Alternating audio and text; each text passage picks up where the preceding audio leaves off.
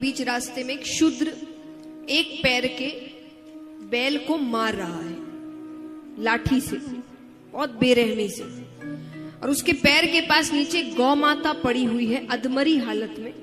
उसको वह हर थोड़ी देर में पैर की ठोकर मार रहा है। राजा ने देखा तो राजा जाकर पूछते हैं कि तुम कौन हो और ऐसी क्रूरता का कार्य मेरे राज्य में।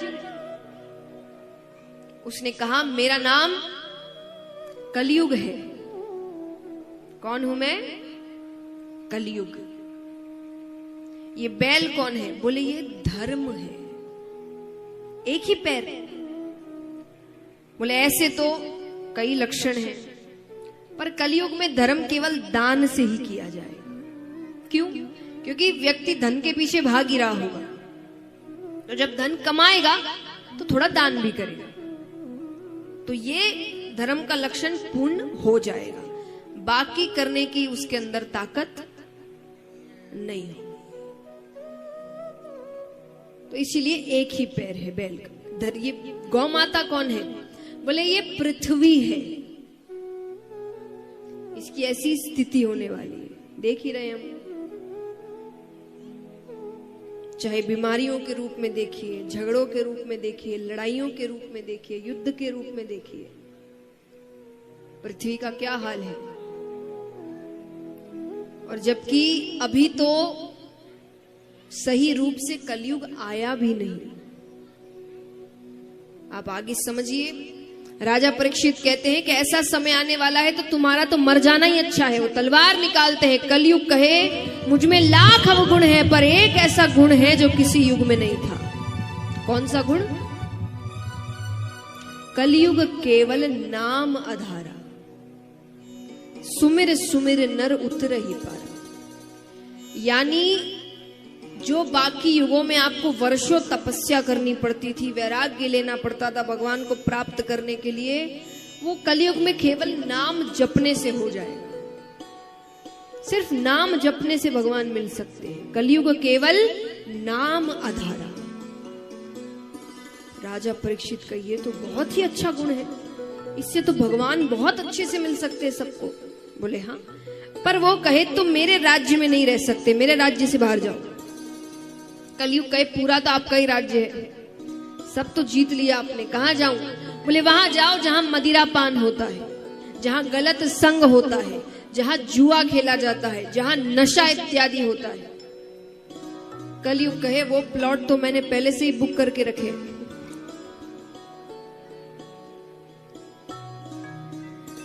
अच्छा, कलयुग कहे ठीक है, ये सारी जगह तो आपने मुझे दी, एक जगह मेरे मन से तो भी दीजिए। बोले कौन सी जगह? बोले मुझे सोने में स्थान दीजिए। सोना यानी स्वर्ण। राजा भूल गए, राजा ने सोने का मुकुट पहन के रखा था। उसने कहा, राजा ने कहा ठीक है, लेकिन इन जगहों के अलावा, ऐसे तो देखिए कलयुग हर जगह ही आएगा, पर ये जो कुछ जगहें हैं, ये जगह छोड़कर राजा ने वचन लिया कि 5000 वर्षों तक अपना असर मत दिखाना। उसने कहा ठीक है। अब हम कहते कलयुग आ गया, कलयुग आ गया, कलयुग आ गया। कलयुग की आयु कितनी है बताइए? 5000 तो उन्होंने मांगे थे कि 5000 तक असर मत दिखाना। कलयुग की आयु कितनी है? 4,32,000। उसमें से 5000 माइनस कर दो, क्योंकि वो राजा परीक्षित ने मांग लिए थे। अभी मुझे ठीक रूप से नहीं पता, पर 5100 समथिंग कुछ हुए हैं। यानी अभी तो बिंदु मात्र है, क्योंकि 5000 तो हटा दिए जाएंगे, वो तो राजा परीक्षित ने मांगे थे। तो अभी क्या आया है कलयुग, जिसकी आयु 4,32,000 है, वो तो अभी बिंदु मात्र है। असर तो तब होगा जब वो यौवन अवस्था प्राप्त करेगा। अभी तो उसकी आयु ही क्या हुई है। तो अभी अगर हमें लग रहा है कलयुग आ गया, कलयुग आ गया, तो सोचिए तब तो कितना आएगा, क्या क्या होगा। तो यहां पर वो कुछ जगहें उसने मांग ली, तो उसमें से एक था सोना, सोने का मुकुट वो पहन कर रखे, कलयुग प्रवेश कर गया। अब यहाँ राजा शिकार खेल रहे हैं, शिकार खेलने में इतने धुन में है, दौड़ते जा रहे, रथ उड़ाते जा रहे हैं कि वो भटक गए। सैनिक कहीं भटक गए, राजा कहीं भटक गए। अब उनको प्यास लग रही है, क्योंकि खाना पानी सब सैनिकों के पास था, उनको बहुत प्यास लग रही है। तो एक कुटिया दिखती है, उस कुटिया में जाते एक ऋषि तपस्या कर रहे थे। तप का मतलब क्या है, उनको कोई ध्यान नहीं है कि आसपास क्या हो रहा है। वो 2 बार राजा कहते हैं मुझे पानी चाहिए, पानी चाहिए। वो उनको सुनाई नहीं दे रहा, वो इतने मग्न है अपने तप में। राजा को इतना क्रोध आया कि नीचे एक मरा हुआ सर्प पड़ा था, वो सांप उठाकर उन्होंने उसके गले में डाल दिया। ये दृश्य उनके शिष्य ने देख लिया। शिष्य ने उसके बेटे से जाकर कहा कि दिखने में कोई राजा लग रहा था, उन्होंने तुम्हारे पिता के साथ ऐसा ऐसा किया। बेटे ना जाना ना समझा, बेटे ने वहीं खड़े खड़े कह दिया जिसने भी ये हरकत की है अगले 7 दिनों में तक्षक नाग के डसने पर उसकी मृत्यु हो जाएगी। अब अपने पिता से आकर उसने सारी बात बताई। पिता कहते देखता हूं किसको श्राप मिला है। नेत्र बंद करते हैं तो राजा परीक्षित का चेहरा सामने आता है। राजा परीक्षित कोई ऐसे वैसे राजा थे नहीं, बहुत अच्छे राजा थे, उनको सब जानते थे।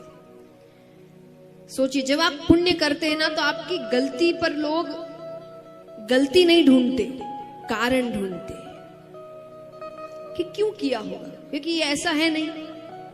अगर इससे गलती हुई है मतलब कोई कारण है इसके पीछे। तो उन्होंने इतने पुण्य किए थे कि आज इतनी बड़ी गलती करने के बाद भी ऋषि सोच रहे हैं कि कुछ गलत हुआ है, कोई कारण है, वरना ये ऐसा है नहीं कि ऐसी हरकत कर दे। अब यहां पर वो राजा घर पहुंचे, अपना मुकुट उतारते हैं, हाथ मुंह धो रहे हैं। मुकुट उतारते ही वो जो कलयुग का भाव है वो तो कम होता है। उतने में ही ऋषि राज्य पहुंचते हैं, राजा को सब कुछ बताया कि ऐसा ऐसा हुआ है, आपको श्राप मिला है, 7 दिनों में मृत्यु है, क्योंकि श्राप को टाल नहीं सकते। राजा को जब सब पता चला, उन्होंने कहा अच्छा है, ऐसी हरकत की है तो दंड तो मिलना ही था। पर इतने पुण्य किए कि अब यहां सारे ऋषिगण एकत्रित हुए हैं कि क्या करें कि इसको 7 दिन में मुक्ति मिल जाए, ये नरक ना जाए। अब मानो भगवान ने कृपा करी थी कि उसी वक्त शुकदेव जी का आना होता है। सभी ने शुकदेव जी से कहा कि आप इनको श्रीमद् भागवत कथा सप्ताह पारायण सुनाइए। शुकदेव जी मान जाते हैं। ऐसे भी राजा परीक्षित और भगवान का एक रिश्ता है। कैसे, क्या रिश्ता है? गर्भ में से पहला बालक जो आता है वो बड़ा पुत्र, दूसरा आता है वो छोटा पुत्र, दोनों भाई हुए। उत्तरा के गर्भ से पहले कौन निकला बताओ?